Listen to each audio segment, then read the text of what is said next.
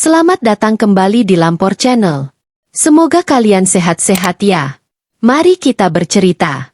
Di sebuah kota kecil yang dikelilingi oleh pemakaman tua, beredar kisah tentang sebuah mobil jenazah yang sering terlihat melaju tanpa supir di tengah malam. Bagi sebagian orang, itu hanya mitos yang diceritakan untuk menakut-nakuti anak-anak. Namun bagi Farhan dan Dani, dua sahabat yang tanpa sengaja terlibat dalam misteri itu, mobil jenazah tersebut bukan sekadar legenda. Ketika mereka mulai diganggu oleh sosok hitam dan suara mesin mobil yang terus menghantui, mereka menyadari satu hal, ada sesuatu yang belum selesai, dan mereka adalah orang-orang yang harus menyelesaikannya, atau menjadi korban berikutnya. Sebelum kita mulai, mari kita mengobrol sebentar di kolom komentar. Kami ingin tahu apa yang kamu pikirkan tentang cerita ini, dan jangan ragu untuk tinggalkan komentar, walaupun hanya sekedar menuliskan asal kotamu dan bagikan pengalaman, atau cerita yang pernah kamu dengar di kolom komentar, atau ide-ide konten yang menarik dan mistis yang ingin kamu ketahui lebih dalam. Malam itu, hujan turun deras di sebuah kota kecil. Langit gelap tanpa bulan, hanya kilatan petir yang sesekali menerangi jalan. Farhan, seorang pengemudi ojek online, baru saja menyelesaikan pekerjaannya. Ia memutuskan untuk pulang lebih awal karena cuaca buruk. Jalanan sepi, hanya suara rintik hujan dan gemuruh petir yang menemani. Saat melewati sebuah tikungan tajam dekat pemakaman tua, Farhan melihat sebuah mobil jenazah terparkir di tepi jalan. Lampu hazard menyala, tetapi tidak ada tanda-tanda keberadaan supir atau orang lain di sekitar mobil itu. Ia melambatkan motornya, merasa sedikit aneh. Farhan berhenti di dekat mobil jenazah itu. Ia memeriksa sekeliling, berharap menemukan seseorang yang mungkin membutuhkan bantuan. Namun, jalanan tetap kosong. Merasa penasaran, ia mendekati mobil itu. Kaca jendelanya buram karena embun, tetapi ia bisa melihat peti mati di dalamnya. Tiba-tiba, mesin mobil menyala sendiri. Farhan terkejut dan mundur beberapa langkah. Mobil jenazah itu perlahan mulai bergerak maju tanpa ada orang di kursi kemudi. Jantung Farhan berdegup kencang. Ia berpikir mungkin ini hanya masalah teknis, tetapi rasa takut mulai merayapi pikirannya. Ia memutuskan untuk mengikuti mobil itu dengan motornya. Mobil jenazah itu melaju pelan, seolah-olah sengaja mengundangnya untuk mengikuti. Farhan mencoba merekam kejadian itu dengan ponselnya, tetapi layar ponselnya tiba-tiba mati tanpa alasan. Mobil jenazah itu berbelok ke jalan kecil yang lebih gelap, menuju arah pemakaman tua. Farhan merasa ragu, tetapi rasa penasaran mengalahkan ketakutannya. Ia terus mengikuti hingga mobil itu berhenti di depan gerbang pemakaman. Lampu hazardnya mati, dan semua menjadi gelap. Farhan turun dari motornya, berusaha mengintip ke dalam mobil. Ia mendekat dengan hati-hati, mencoba membuka pintu depan, tetapi terkunci. Ia berjalan ke sisi belakang mobil, tempat peti mati berada. Ketika ia mendekat, suara ketukan pelan terdengar dari dalam peti. Farhan membeku.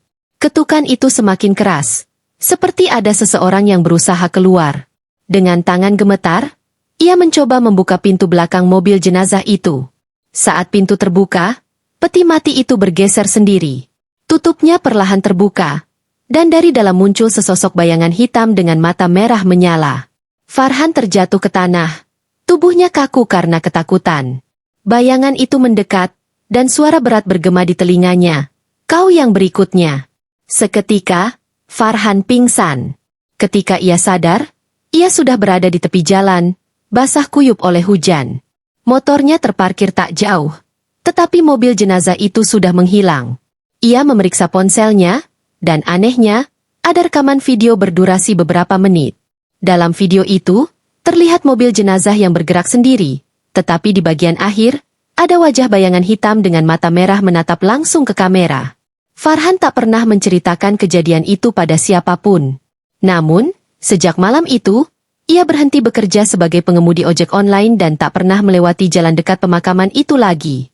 Farhan mencoba melupakan kejadian malam itu, tetapi bayangan mobil jenazah dan sosok hitam bermata merah terus menghantui pikirannya.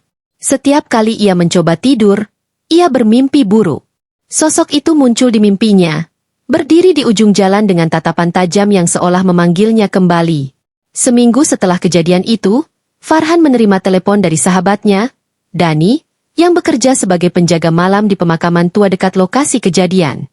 Dani terdengar panik dan mengatakan sesuatu yang membuat darah Farhan berdesir. Han, lu harus kesini sekarang. Ada sesuatu yang aneh di pemakaman ini.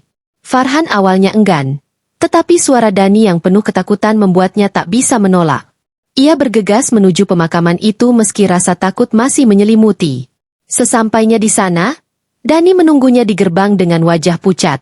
Ia menunjuk ke arah salah satu sudut pemakaman. Lu gak bakal percaya, tapi gue ngelihat mobil jenazah itu masuk ke sini tadi malam. Gue pikir ada yang mau ngubur jenazah, tapi gak ada orang sama sekali. Mobilnya berhenti di tengah, terus hilang begitu aja. Farhan merinding mendengar cerita itu. Ia menceritakan pengalamannya seminggu lalu kepada Dani, dan wajah Dani semakin tegang. Gue rasa ini ada hubungannya sama makam tua di bagian belakang. Makam itu udah lama gak diurus, tapi gue dengar cerita kalau dulu pernah ada mobil jenazah yang kecelakaan di jalan dekat sini. Semua penumpangnya tewas, termasuk supirnya. Rasa takut Farhan semakin besar, tetapi ia tak ingin meninggalkan sahabatnya sendirian. Mereka memutuskan untuk memeriksa makam tua yang dimaksud Dani. Dengan membawa senter, mereka berjalan melewati deretan batu nisan yang sudah usang. Di bagian belakang pemakaman, mereka menemukan sesuatu yang aneh. Sebuah makam besar dengan nisan yang retak berdiri di tengah. Di atas nisan itu, ada jejak ban basah, seolah-olah mobil jenazah itu benar-benar berhenti di sana. Farhan dan Dani saling berpandangan, tak tahu harus berkata apa. Tiba-tiba, suara ketukan terdengar dari dalam tanah, mirip dengan suara yang didengar Farhan dari peti mati di mobil jenazah. Ketukan itu semakin keras, dan tanah di atas makam mulai retak. Dani mundur ketakutan, sementara Farhan terpaku di tempat. Dari retakan tanah itu, muncul tangan hitam yang kurus dan panjang. Suara berat kembali terdengar, tetapi kali ini lebih jelas. Kalian tidak seharusnya di sini. Farhan dan Dani berteriak bersamaan dan berlari sekuat tenaga meninggalkan pemakaman itu. Saat mereka sampai di gerbang, suara mesin mobil terdengar di belakang mereka. Ketika mereka menoleh, mobil jenazah itu muncul dari kegelapan, lampu depannya menyala terang, seolah mengejar mereka. Mereka melompat ke motor Farhan dan melaju secepat mungkin, tak peduli jalanan licin karena hujan. Namun, suara mesin mobil jenazah itu terus terdengar mendekat. Saat mereka melewati tikungan tajam di dekat jalan utama, suara itu tiba-tiba menghilang. Farhan menghentikan motornya dan menoleh. Jalanan kosong, tak ada jejak mobil jenazah. Namun, di kejauhan, mereka melihat bayangan hitam berdiri di tengah jalan, menatap mereka dengan mata merah menyala. Sejak malam itu, Farhan dan Dani tak pernah lagi mendekati pemakaman tua itu. Mereka tahu, ada sesuatu yang menghuni tempat itu, sesuatu yang tak ingin diganggu. Tapi bayangan hitam itu terus menghantui mereka. Muncul di sudut mata, di cermin, bahkan dalam mimpi. Seolah-olah, ia belum selesai dengan mereka. Farhan dan Dani mencoba melanjutkan hidup mereka seperti biasa, tetapi rasa takut tak pernah benar-benar hilang. Setiap malam, Farhan merasa ada sesuatu yang mengawasinya dari sudut-sudut gelap rumahnya. Ia sering mendengar suara ketukan di jendela atau pintu, meskipun tak ada siapapun di luar. Dani pun mengalami hal serupa. Ia mengaku sering mendengar suara mesin mobil jenazah di dekat rumahnya, terutama saat tengah malam. Suatu malam, Farhan menerima telepon dari Dani. Suaranya terdengar tergesa-gesa dan penuh ketakutan. Han, gue gak kuat lagi. Sosok itu muncul di kamar gue. Gue harus cari cara buat ngakhirin semua ini. Farhan mencoba menenangkan Dani, tetapi sebelum ia sempat berbicara lebih banyak, telepon terputus. Ia segera menuju rumah Dani, yang hanya berjarak beberapa kilometer. Saat tiba, rumah Dani gelap dan pintunya terbuka sedikit. Farhan masuk dengan hati-hati, memanggil-manggil nama sahabatnya, tetapi tak ada jawaban. Di ruang tamu, ia menemukan Dani duduk di lantai, memegang sebuah buku tua yang terlihat usang. Wajahnya pucat, matanya merah karena kurang tidur. Gue nemuin ini di perpustakaan tua di kota.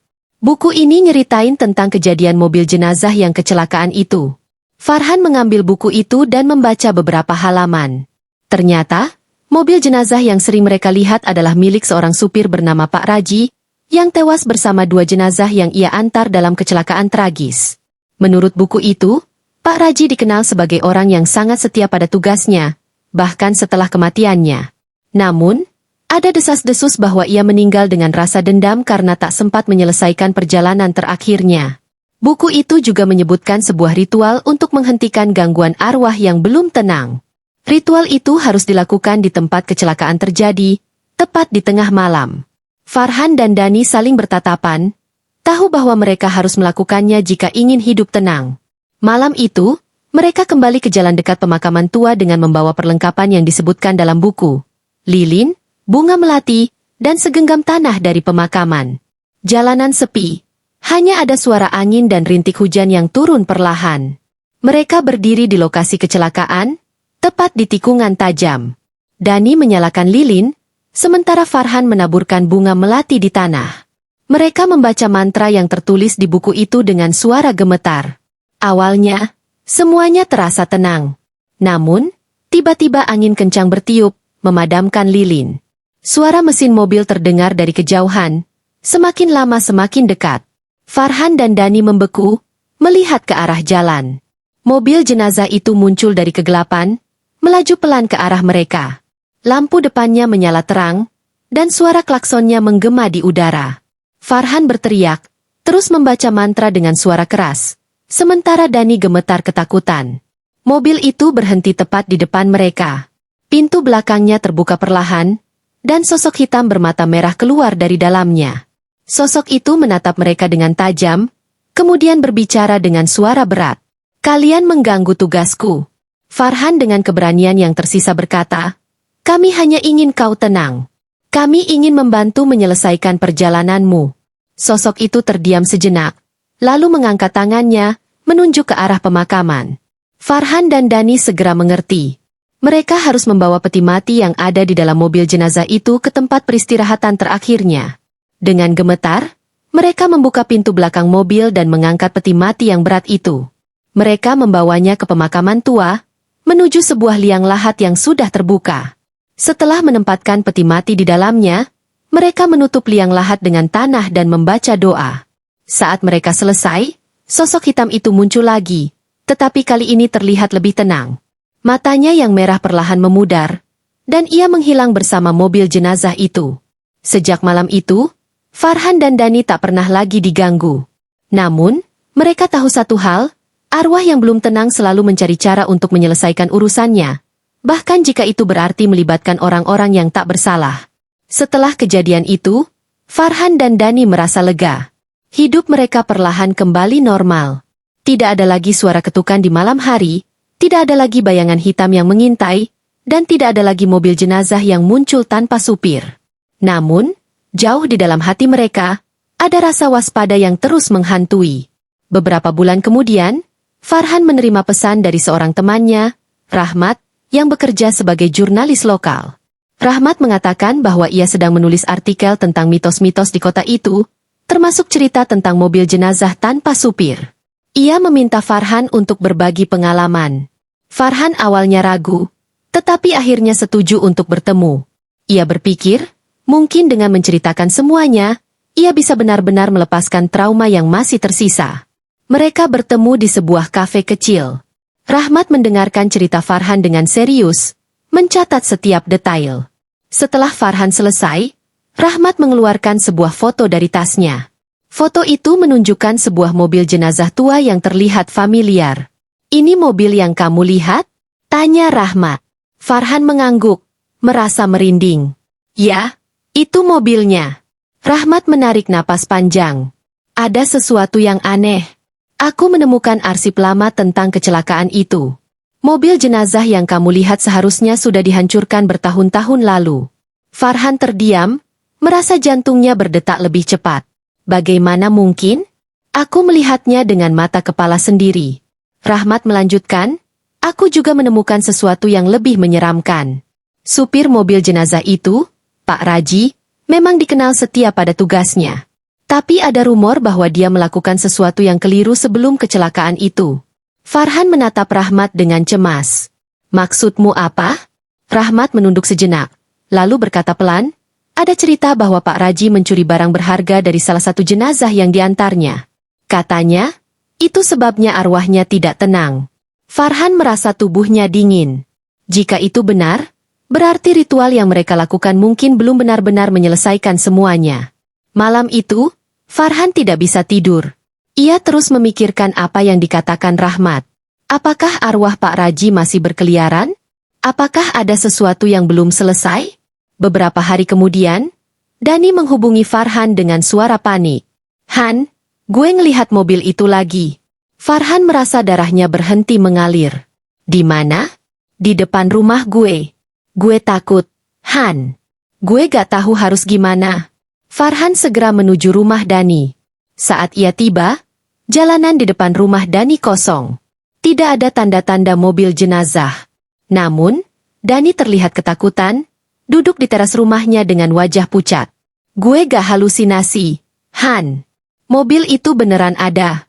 Gue dengar suara klaksonnya, terus lampunya nyala terang. Tapi pas gue keluar, mobilnya hilang. Farhan mencoba menenangkan Dani, tetapi ia sendiri merasa ketakutan. Jika mobil itu muncul lagi, berarti ada sesuatu yang belum selesai. Malam itu, Farhan dan Dani memutuskan untuk kembali ke pemakaman tua. Mereka membawa buku ritual yang pernah mereka gunakan, berharap bisa menemukan jawaban. Saat mereka tiba di pemakaman, suasana terasa lebih mencekam daripada sebelumnya. Di tengah pemakaman, mereka melihat jejak ban yang basah, meskipun malam itu tidak hujan. Jejak itu mengarah ke makam besar tempat mereka menguburkan peti mati dulu. Makam itu kini terbuka, dan peti mati yang seharusnya ada di dalamnya menghilang. Farhan dan Dani saling berpandangan dengan wajah penuh ketakutan. Dari kejauhan, mereka mendengar suara mesin mobil menyala, diikuti oleh suara klakson panjang yang menggema di udara. Dani berbisik, Han, kayaknya ini belum selesai. Farhan hanya bisa mengangguk. Mereka tahu, malam itu akan menjadi awal dari teror baru yang harus mereka hadapi. Mobil jenazah tanpa supir itu belum benar-benar pergi, dan arwah Pak Raji masih mencari sesuatu atau seseorang. Farhan dan Dani berdiri mematung di depan makam yang terbuka. Hawa dingin semakin menusuk, dan suara mesin mobil terdengar semakin dekat. Namun, anehnya, tidak ada tanda-tanda cahaya lampu atau mobil yang melintas. Hanya suara itu yang terus menggema, seolah-olah berasal dari segala arah. Kita harus pergi dari sini, Han, kata Dani dengan suara bergetar. Farhan mengangguk, tetapi sebelum mereka sempat melangkah, angin kencang tiba-tiba bertiup, membuat dedaunan di sekitar mereka beterbangan. Udara terasa berat, dan mereka merasakan kehadiran sesuatu yang tidak terlihat. Dari kegelapan, sosok hitam bermata merah muncul lagi. Kali ini, ia tidak hanya berdiri diam. Ia melayang mendekati mereka, dengan suara berat yang menggema. Kalian telah membangunkanku. Farhan mencoba berbicara meski tubuhnya gemetar. Kami hanya ingin membantu. Apa yang kau inginkan? Sosok itu tertawa pelan. Suara tawanya terdengar seperti jeritan yang terdistorsi. Membantu? Kalian tidak tahu apa yang telah kalian lakukan. Dani memberanikan diri bertanya, apa yang harus kami lakukan untuk menghentikan ini? Sosok itu mendekat, hingga jaraknya hanya beberapa langkah dari mereka. Kembalikan apa yang telah diambil. Jika tidak, kalian akan menggantikan tempatku. Farhan dan Dani saling berpandangan, bingung. Apa yang diambil? Kami tidak tahu apa-apa. Sosok itu mengangkat tangannya, menunjuk ke arah pemakaman. Kalian akan tahu jika mencarinya. Setelah berkata demikian, sosok itu menghilang dalam kabut tebal, meninggalkan mereka dalam keheningan yang mencekam. Farhan dan Dani tahu mereka tidak punya pilihan lain selain mencari petunjuk di pemakaman itu. Mereka mulai memeriksa setiap makam, mencoba menemukan sesuatu yang mencurigakan. Setelah beberapa saat, Dani menemukan sebuah nisan yang retak dengan ukiran nama yang nyaris tak terbaca. Di bawah nisan itu, ada sebuah lubang kecil yang terlihat seperti bekas digali baru-baru ini. Farhan mengambil senter dan memeriksa lubang itu. Di dalamnya, ia menemukan sebuah benda kecil yang terbungkus kain usang. Ia mengangkatnya dengan hati-hati, membuka kain itu, dan menemukan sebuah cincin emas dengan ukiran nama di dalamnya. Dani menatap cincin itu dengan wajah tegang. Mungkin ini yang dimaksud. Farhan mengangguk. Jika benar, kita harus mengembalikannya. Tapi bagaimana caranya? Sebelum mereka sempat berpikir lebih jauh, suara mesin mobil terdengar lagi, kali ini lebih keras. Mereka menoleh dan melihat mobil jenazah itu muncul di ujung jalan pemakaman. Lampu depannya menyala terang, melaju perlahan ke arah mereka. Dani panik. Han, kita harus pergi sekarang. Farhan memegang cincin itu erat-erat. Kita harus menyelesaikan ini. Dengan keberanian yang tersisa, Farhan berdiri di tengah jalan, menghadapi mobil jenazah yang semakin mendekat. Ia mengangkat cincin itu tinggi-tinggi dan berteriak, "Apakah ini yang kau cari?" Mobil itu berhenti mendadak, hanya beberapa meter di depan mereka. Suara mesin perlahan mereda, dan pintu belakangnya terbuka. Dari dalam, muncul sosok hitam yang sama, tetapi kali ini matanya tidak merah menyala. Sosok itu melayang mendekati Farhan, menatap cincin di tangannya. "Kembalikan itu ke tempatnya," kata sosok itu dengan suara yang lebih tenang. Farhan dan Dani berjalan ke makam yang terbuka. Dengan gemetar, Farhan meletakkan cincin itu di dalam lubang kecil di bawah nisan. Setelah itu, tanah di sekitarnya mulai bergerak sendiri, menutup lubang itu perlahan. Sosok hitam itu berdiri diam, lalu berkata, "Tugasku selesai." Ia perlahan memudar, bersama dengan mobil jenazah yang lenyap dalam kabut. Farhan dan Dani terdiam, tubuh mereka lemas karena kelelahan dan ketegangan. Mereka tahu, malam itu adalah akhir dari teror yang telah menghantui mereka. Namun, di dalam hati mereka, ada rasa takut yang tersisa. Mereka sadar, ada banyak kisah lain di dunia ini yang belum selesai, dan mungkin, suatu hari nanti, mereka akan kembali terjebak dalam cerita yang sama.